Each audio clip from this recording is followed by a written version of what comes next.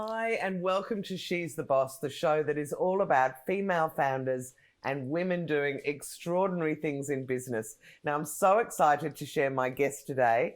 Karen Jacobsen is also known as the GPS girl, but she is a keynote speaker, an entertainer, a voiceover artist, and a TV presenter.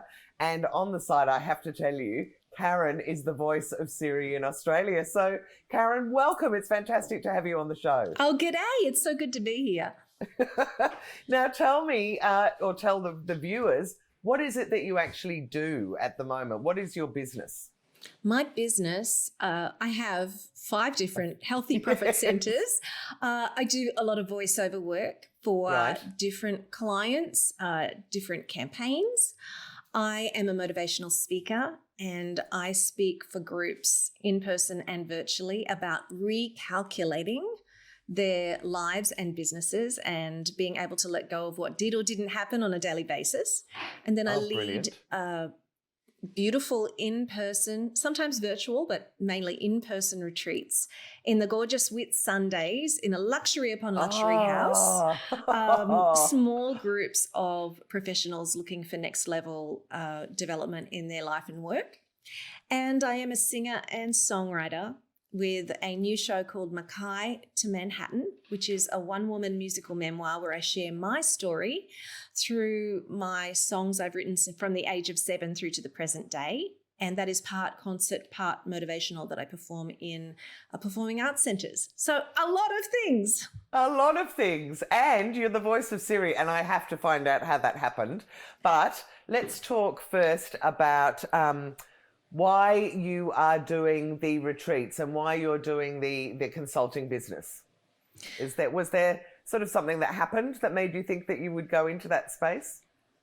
Yeah, it was the reaction of others. That wasn't something that I set out to be, I'm going to lead retreats. It was out of a process by which I've developed myself for years. I love personal development. I love professional development. And like everybody, I have been through the twists and turns and ups and downs of life and of business and of entrepreneurial and international life. Mm-hmm. And I'm a really creative problem solver.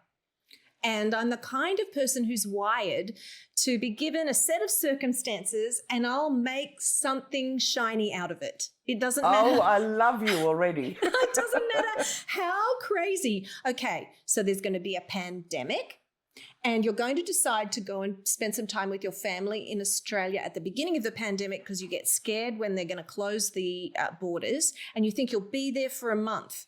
However, it makes no sense to return to your home in New York. So you extend and you extend and you extend. And then you think, okay, it still doesn't make sense to go back. So we'll go to the most beautiful place we can think of in Australia, which is the Whitsundays, and we'll base ourselves there for a family adventure gap year. Wow, what a great thing to do. Well, that's what it's like, well, okay. Kind of thrust upon you. We're going to be stuck here, then what can we make of it? And now I am the official destination ambassador for the Whitsunday region in a $1 million campaign that has, at last count, generated $7 million worth of bookings for this region. So I have made something shiny out of this really tremendously horrific pandemic situation. You certainly have. That is fantastic. And I'm incredibly envious that you're sitting in the Barrier Reef in that beautiful space in the Whitsundays, but what a great idea. So talk to me about your life because it sounds fascinating and I love the fact you referred before to living in Manhattan. So I don't know, let's talk about Karen as a little girl and how everything has unfolded since then. Well, as a small child, I was 7 years of age. I was watching the telly in the living room. And where were you growing up? In Mackay. Mackay in North Queensland. So very close to where I am right now. So Mackay, North Queensland, small town.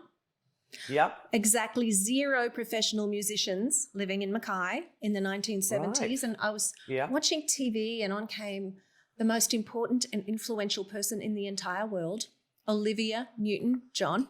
I thought you were going to say Johnny Young, actually. Oh, Young Olivia Newton-John. Well, that was pretty great. impactful too. I really wished I was on that show. I couldn't understand why my parents wouldn't move us to Melbourne so I could be on that show. I mean, but Olivia was my inspiration, and right. I wanted to be just like her. And I knew that I wanted to become a professional singer and move to America. So that was that's a big ambition at 7. In Mackay. In Mackay, with no other musicians around you. And no family connections in the music business. So ultimately, I mean, I went from... Well, let's keep going in little steps, because I like hearing all the little bits as well. So you finished school in Mackay? I did. I finished grade 12 in Mackay, and right. I went to Brisbane to study. I mean, I was just aching to be in the big city. And right. I got to Brisbane, which was the big smoke compared to Mackay. So 50,000 people to 1 million people. And yep. I, through a circuitous route, ended up at the Queensland Conservatorium studying the jazz course, meeting actual professional musicians, and then getting into jingle work and right. recording studio work and what was that like when you've got no background and no connections? Did those kind of people come into the conservatorium looking for people to work with, or did you have to go out and, sell your wares? So interestingly, a combo. Interestingly, one of the other students at the conservatorium, and a lot of the students were working professionally while studying, even though they were 18, 19, 20 years of age. But I went up to the most successful jingle singer in town, who was the year above me at the conservatorium, and I said, I really want to get into singing jingles. How do I go about it? She said, oh, you need a demo tape. I said, okay. And I went back to my uni dorm room and I thought, how am I going to put together a demo tape? I didn't have money for a demo tape. I didn't really know where to start for a demo tape. But I did have the yellow pages. And so I opened the yellow pages to... Oh, good on you. And you started ringing. To recording studios. And at the time in Brisbane, there were 23 recording studios listed in the yellow pages. So I just picked up the phone and I said, hi, my name's Karen, and I'd love to be booked to sing jingles with you. And the person on the phone said, do you have a demo tape? I said, I don't have a demo tape, but I'd be happy to come and sing live for you in the studio. And they said, clever. We don't do that. Call us back when you have a demo tape. Click. Right. That happened 22 times. And I made the final phone call. I didn't know that you're supposed to make the scariest phone call first. So I waited till the very end to call the biggest, most successful recording studio in town by the most fancy producer, Gary Smith. And I called up and Gary Smith himself answered the phone and I did my spiel. I'm Karen, I'd like to sing jingles. And he said, do you have a demo tape? I said, no, I don't have a demo tape, but I'd be happy to come in and sing live for you in the studio. And he said, okay. Oh, so I went, woohoo, Karen. I know. I went into the studio and I walked past the receptionist and into the studio, and there's this black and white checkerboard floor and a white grand piano. And he had me sit down next to him, next to the console, and he played me a jingle and he said, I want you to listen to this jingle, and then we'll play it a second time and I'll have you sing along with it. I want you to sing the melody. So I did, and I sang, too good to be true, mirage, too good to be true, mirage. And he said, oh, that's great. Now I'm going to play it again and I'll have you sing a harmony, a third below. And I said, okay. And I did. And then he said, I'm going to play it one last time. This time I'm going to have you sing a harmony a third above. And I did. And I sang, too good to be true, mirage, too good to be true, mirage. And he said, that's great. We'll be calling you. And you know what you think when someone says that. Yes. I am never going to hear from that person again. Mm-hmm. You thought it was the polite kiss off. Thanks very much. We'll be in touch. But no. A few days later, Sweet 16 Recording Studios called me, Gary Smith wanted to book me for a recording session. And from that day on, for the rest of the time I lived in Brisbane, I was recording between 2 and 5 sessions a week. I overnight had an income out of singing jingles while I was still at the conservatorium. Okay, so I have to ask, is there a famous jingle that we would know that you've sung? Well, a lot of Queensland ones. Oh, a lot of Queensland ones.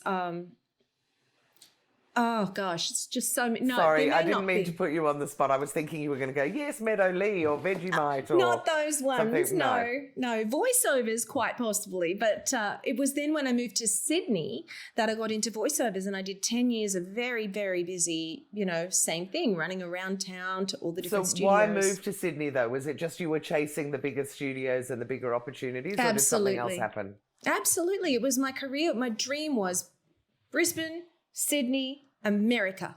Right. Yeah. I love it. Because you did this. Okay, so how long were you in Sydney and who did you work for there? So I was in Sydney for 10 years, for all of the 1990s, and you couldn't turn the radio or the TV on without hearing my voice in the 1990s. Right. And during that time, goodness, I did voiceovers. I was the original voice of Vodafone.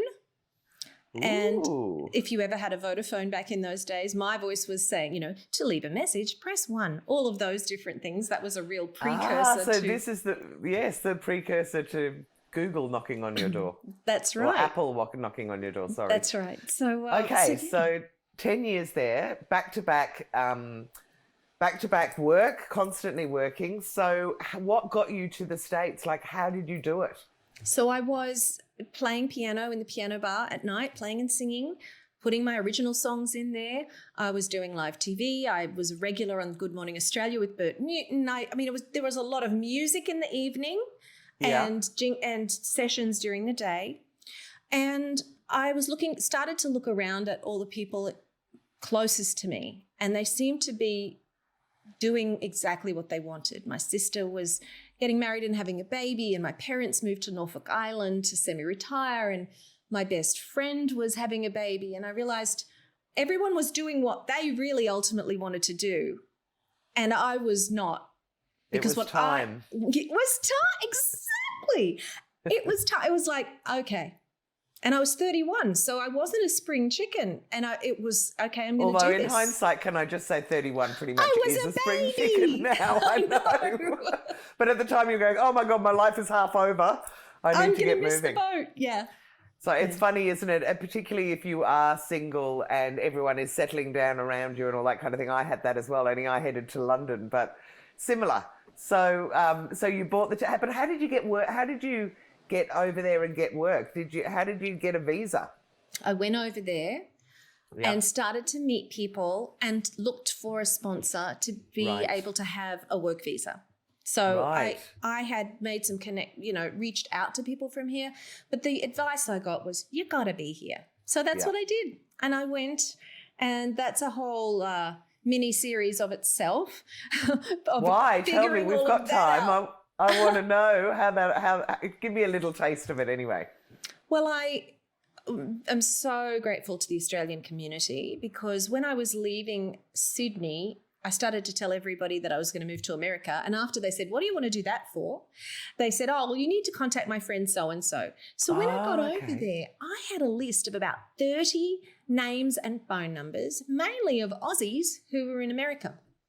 Oh, fantastic. I love to hear that you were supported like that. I really was. And I went down my list and rang people and said, hey, so-and-so sent me. I've moved to New York.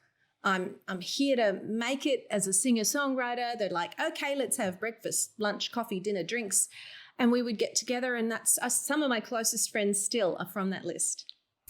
Isn't that beautiful? Okay, so you're young, you're in New York, you've now managed to find some people and some friends.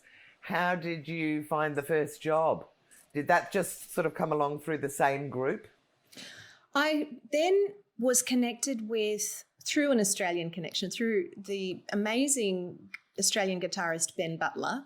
Yeah. He connected me with Jenny Bruce, who is an incredible New York-based singer-songwriter, and she and I became firm friends. And I became part of an artist group called Urban Muse, and there were 8 of us, 8 female singer-songwriters. We would meet. It was really a mastermind group. Oh, I love it. And we would meet, share about our businesses and about our lives and our artistry and support one another. And some of us started to do shows together around the Northeast, in coffee clubs, in different venues, in colleges. And so it was through that group that I then had my first paid performance in the United States, which was in Cafe Lena in Saratoga Springs, New York City. In New York State, sorry. Yeah. So at this stage, I just assumed you were saying everyone was settling down. You were single. Were you still single at that stage? I was. So very much on your own, no encumbrances, time you could really go for it, because there is something about being in your early 30s where you just start really going for it. There was for me. I was just driven and passionate about music and about what I had to share, and passionate about New York, and so thrilled to be in an artistic community. And that was just heaven. I'm so jealous. I've always wanted to go to New York. I feel like it's got my name written on it as well. I think it does. So tell me, how did your career kind of evolve over there, and your personal life? I guess you're still living there. I'm thinking of you being on the Whitsundays, but actually your home is still in New York, isn't it? Well, it is. And our apartment still sits there with my beautiful grand piano in it. Coming to Australia was for the pandemic. We were actually planning to come for a few weeks while the pandemic blew over, and you can see how that has worked out. So we will not return till it makes sense. But right now we're here. But in my early time in New York City, it was finding a room to rent in somebody's apartment and then figuring out work. And once I did have a fantastic work visa, listing myself with voiceover agencies who would actually, it was so good. I revisited those early days of getting on the phone, and I got in touch with the top voiceover agents in New York. So no, but talk to me about being an Aussie with an Aussie accent, which you obviously have. Oh, I am, yeah. In New York. So were you putting on an American accent to speak to those people? No, you just I was full on Aussie accent. Oh, well done. Yeah. But in the kind of backstage, which was the publication that had a list of all of the different agents, it would say, no solicitations, do not contact us. But I was like, I'm not an American voiceover artist in that crowded market. I have something very specific to offer. Yeah. And I'm a very experienced voice artist with thousands of spots behind me. So I did reach out to them and I said, I've got all of this experience. Can I send my reel? And they said yes. So I was listed with a number, non-exclusively, of voiceover agents, and that started to bring in work. Wow, fantastic. I just love your get up and go, that you're sort of making all those phone calls and, going out there to get that work. So then how did the keynote speaking, how did the music career, and how did Siri evolve? Can you take me down those stories? Absolutely. So the first 7 years that I was in New York City were the go-get 'em years, like that. And I was just in inspired action so frequently and had a lot of amazing experiences, sang the national anthem for, tens of thousands of people multiple times, maybe a dozen different times at Madison Square Garden and at Fenway Park and all these amazing venues. Yeah. And the largest one was, I know we just had the Super Bowl, but it was 80,000 people at a Giants at Giants Stadium for a New York Jets game, was to sing the national anthem in the middle of that. So do they sing the national anthem in America before every show? They before do. Every game? Okay. Before every game. Yeah. Right. So, And they were quite happy to have an Aussie come on and do that. I love that. There's a great kind of irony in that. I do too. I love that too. And I feel so grateful that that happened that way. So yeah, so I was having a lot of really fascinating experiences. I was recording my own music and my albums. I had a song on the show Dawson's Creek. I had a song on the show Passions. Wow. So things were And these bubbling. are your own songs that you'd written? My original songs. Which is amazing as well. Yeah. So that was bubbling along. And I did the voice system in the early 2000s. And so with the voice system, are you talking about that is the Siri thing? Yeah, no. It was a standalone voice system that was then licensed by multiple places. So shall I tell you about getting that job? Yeah. I'm desperate to hear all about that one because everyone can relate. I'm sure they've all heard your voice. So I had a client reach out and they said, we are looking for a native Australian female voiceover artist living in the northeast of the United States. I saw that brief. I'm like, this is a description of me. This job is mine. Yep. I went to the audition. I got the job. Yes. And they said, we need you to record for 50 hours to capture everything for this voice system. We need to take you up to a town called Ithaca, New York, in upstate New York. We'll put you in a hotel for 3 weeks. We will record for no more than 4 hours a day, so your voice does not sound fatigued in any way. And then we're going to capture every combination of syllables possible and chop it up and create a voice system based on your speaking voice. Wow, did that just blow your mind at the time? Because even now, when I get the voiceover, I use it mainly for Google Maps. I'm not such a big Siri person, but I'm like, how do they get every single word, every single everything? So you literally phonetically do all the syllable combinations and everything. And do they patch it together from there? Yeah, that's exactly right. That's exactly amazing. Right. Not many interviewers get it like you do, Jules. You totally got it. That's exactly what they did. But that astounds me, except that I have the English voice on my Google Maps and she always pronounces things wrong compared to the Australian. But I had no idea. I always thought that you would just go Cole, High Street, Whale Street, whatever, and you just have to list a million names. But the phonetic combinations is incredibly clever. It really is. I still think how genius those engineers were to create that technology. Well, it must have just changed everything, especially now we're moving into voice because, again, we all think people are sitting recording these things. I didn't realise that once you've done your 50 hours, your voice can be made to say whatever they want. That's right, and licensed to many companies to do so. And do you get royalties for that, can I ask? Or are you just paid to do the job? You can ask. And my answer would be, if I did, we would be sitting together on my private island right now doing this interview, darling. That's what I was thinking. Maybe you would fly me up on your personal jet. I would love to be doing that. Okay, so you did that job, and at the time, did you realise the impact it was going to have? No clue. Because you just thought you were doing a little job. Not to know that 7 billion people around the world probably have access to your voice now. It was unthinkable. It's still kind of unfathomable. Yeah. Yeah. That has blown me away. Okay, so you did that. What was next? How did you get into the keynote speaking and some of the other things? And then you got to talk to me about what the GPS girl does. I will. So I went back to my singer-songwriter career life in New York City and continued doing a lot of the performing and recording we were talking about before and songwriting with amazing writers.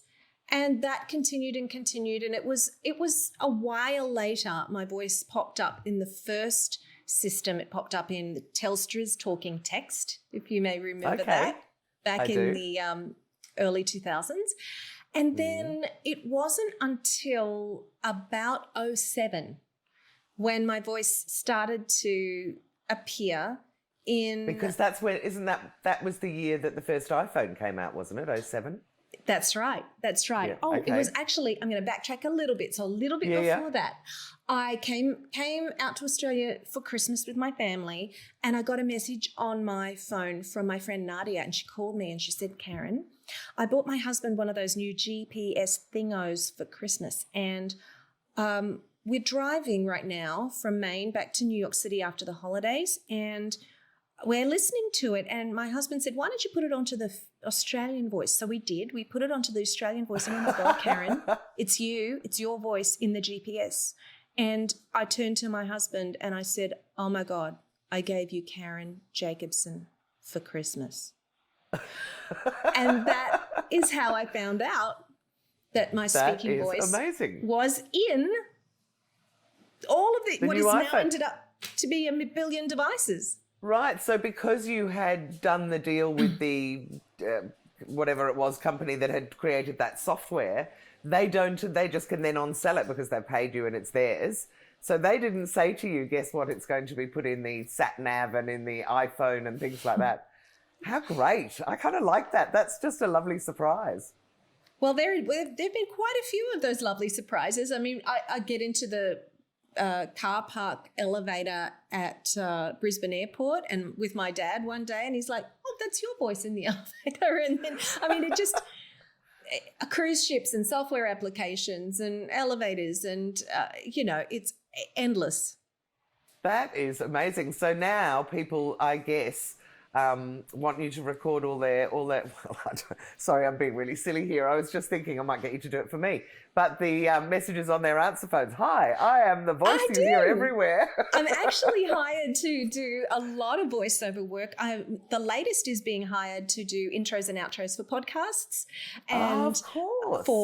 For in-office or in-home voice systems for telephones, audio books. I mean, it's fabulous. It's truly fabulous. And then there are TV and radio and cinema and online commercial campaigns. So it's really... Oh, your career just sounds like a dream, or my dream anyway. I just love the sound of all of this. Oh, it is. It's really been pretty amazing. But what tipped it is into becoming something more than just another voiceover job was when people found out my voice was the voice directing them.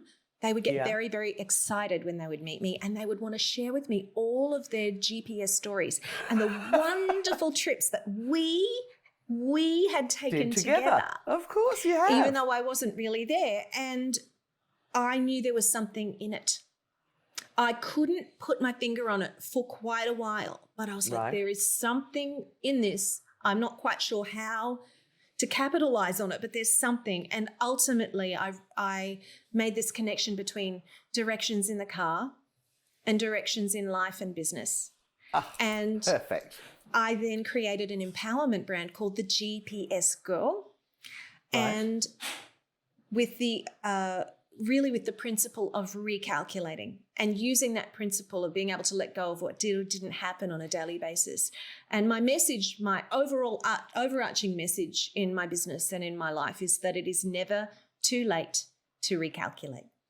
True. Making change. I love it. I'm a big fan of moving and pivoting and innovating and all those sorts of things. So that is just so perfect. Oh my God, if anyone is listening to this or watching this and wants to get into voiceover, you are so the woman that would inspire them. Oh. So what do you do as the GPS girl? How do you help business owners, or how do you help businesses or leaders? I don't even know. Who do you work it with? I do. I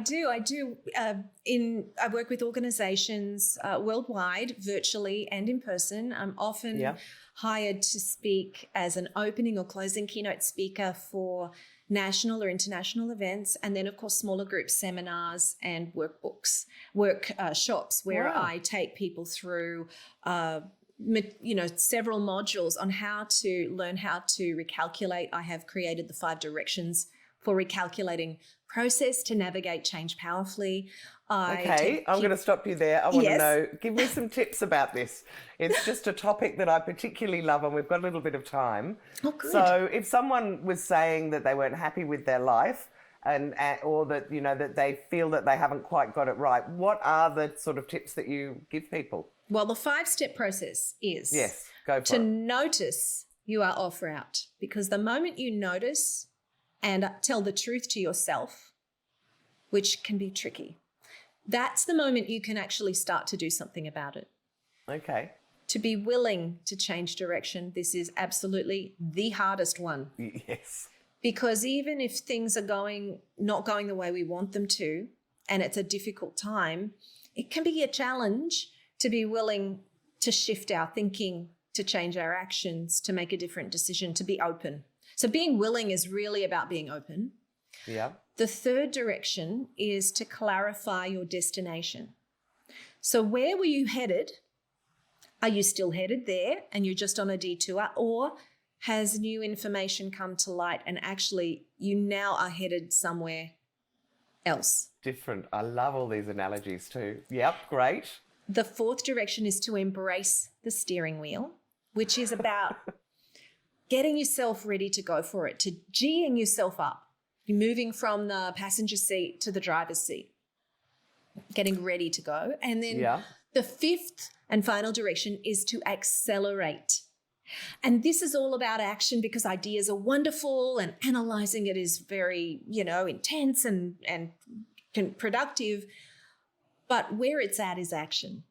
Yeah. And I'm not talking about busy, like action. I'm talking about what I like to call inspired action.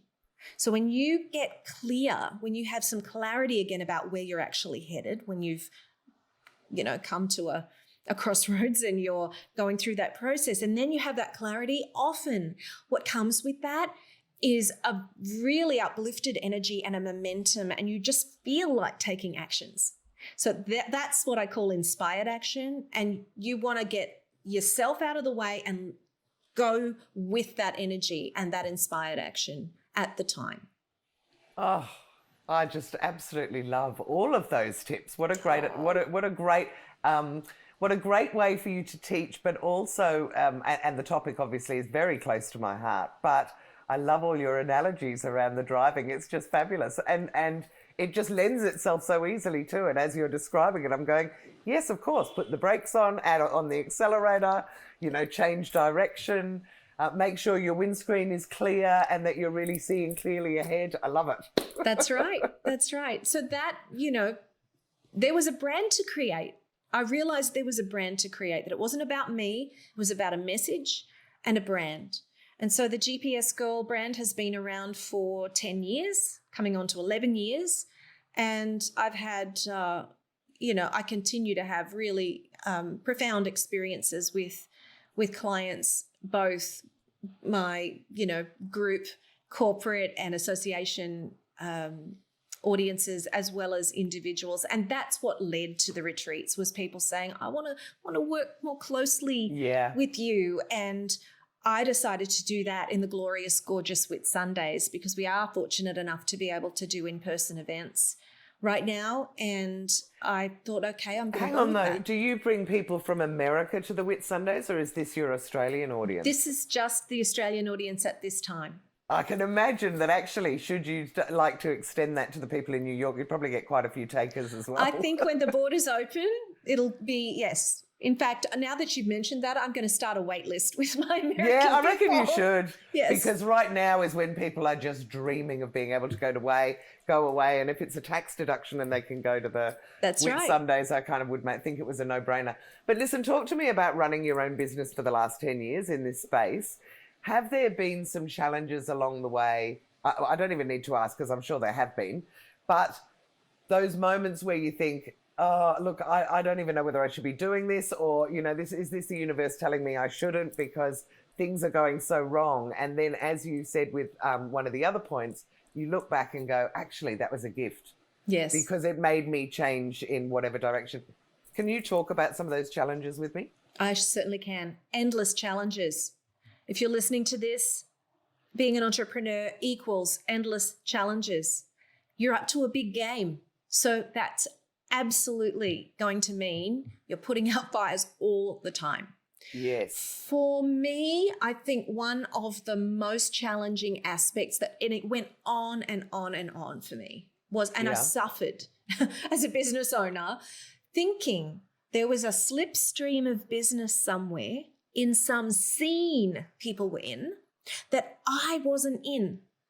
that I was doing what I was doing, but out there in the circuit, in the scene. There were people who were just gliding along and it was all just happening. And like, why couldn't I tap into that? And I have come to understand for myself that that was a fallacy, actually. And what is important is my clients are important, and those inspired impulses that come to me where I think of someone I haven't thought of in ages and I just follow it and reach out to them.